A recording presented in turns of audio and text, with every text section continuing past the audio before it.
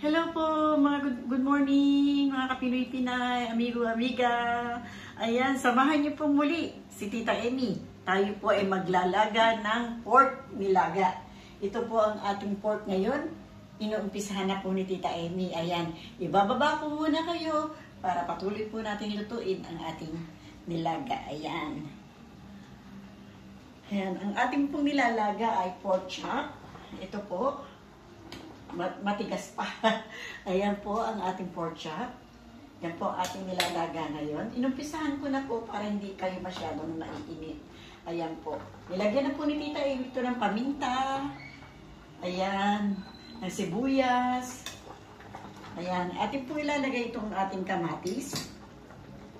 Ayan po. Meron po tayong kamatis. Ilalagay po natin dito para magkaroon po ng lasa. Ayan. Pero na po siya paminta, nilagyan ko na po kanina, may sibuyas na po siya kasama. Tapos, meron po ako ditong pechay, hinugasan pa lang po, pero hindi ko pa hinihiwa. Hindi pa Tita Emmy hinihiwa. Meron din po akong dalawang patatas. Ayan po, hihiwain pa po natin yan para pagka okay na po ang ating nilagay, isusunod po natin ang ating mga gulay. Ayan po. Takpan ko po muna para patuloy po siyang maluto. At pagka siya'y lumambot na ng gusto, saka po natin ilalagay ang ating mga gulay. Ayan. Ayan po. Silipin natin ulit ang ating nilalagang pork chop. Ayan. Isa na yung ating. Ayan. Uy. Mukha naman po yung malambot na ang ating nilaga. Ilagyan natin. Ay, malambot na yan. Ayan, malambot na po siya. Ilagay ko po itong patatas. Ay, nalaglag. Lalagay po natin itong patatas. Iwain ko lang po muna ng ating patatas para mailagay na natin. Ayan.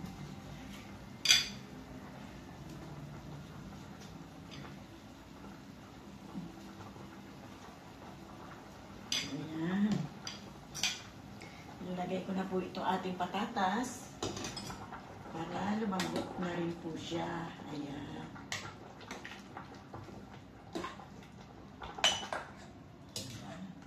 Lumutang-lutang din yung ang mga paminta. Nagulat ako na itong itim-itim na ito. Yung pala yung mga pamintang yung nilagay ni Tita Emmy. Ayan po. Nailagay na natin ang ating patatas. Lagyan po yan mamaya ng pork cubes. Lalagyan po natin ng pork cubes mamaya. Ayan. At lalagyan ko po yan ng patis. Uy, masyadong malayo yung lagayan ko ng patis. Yung mabuo.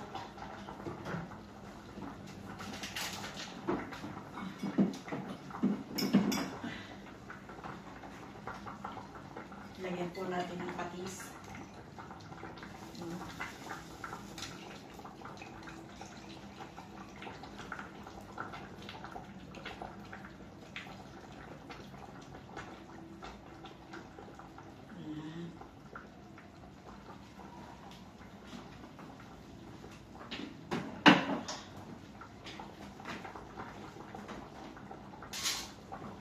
Tikpan ko po kung tama yung asin na nilagay po natin kanina.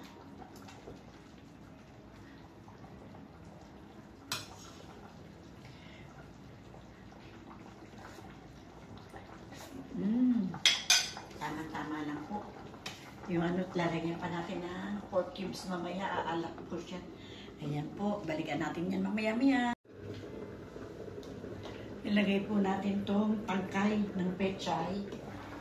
Ayan, nilagay na po natin itong tangkay ng pechay. Kasi matigas po ang tangkay ng pechay. Pagka isinabay natin sa kanyang dahon. Ayan, kaya inuuna po ni Tita Emmy yan. Ilagay, yan po natin ilagay itong ating dahon. Ilagay ko na po itong pork cubes. Ayan. Ilagay na po natin yan.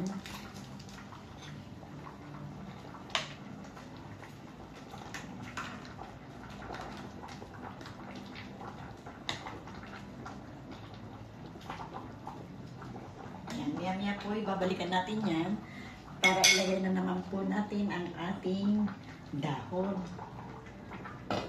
Ayan. Ayan, sabit-sabit ni Tita Amy. Ayan po.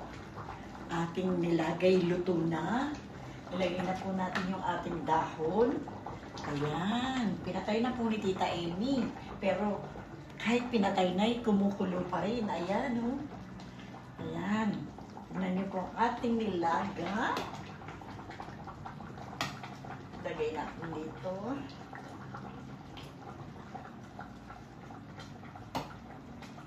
Ayan. Yung nilaga ni Tita Amy. Lagyan natin ng patatas. Uy.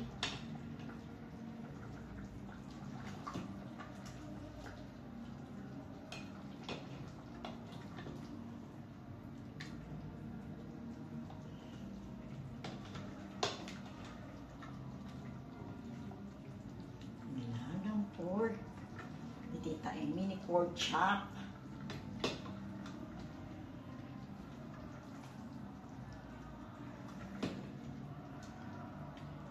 Yan. Sarap. Ang sarap po ng ating nilaga. Ayan. Ito na po ang ating nilaga. Ayan. Nilagang pork chop. Ayan. Ating pong titikman yung sabaw kung masarap po ba. Ayan. Sa palagay ko po yung masarap. Pero hindi po ako sure, ha. Huwag niyo po akong ibabasa.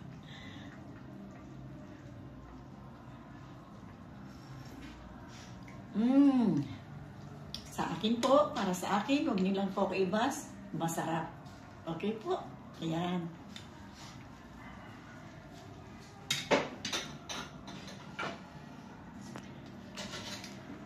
Pero po, mga kaibigan ko, maraming po salamat sa muli ninyong pagsama kay Tita Amy.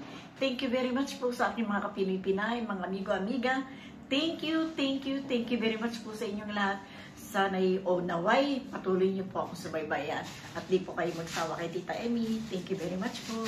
Bye-bye po. I love you and I love you all. Bye-bye.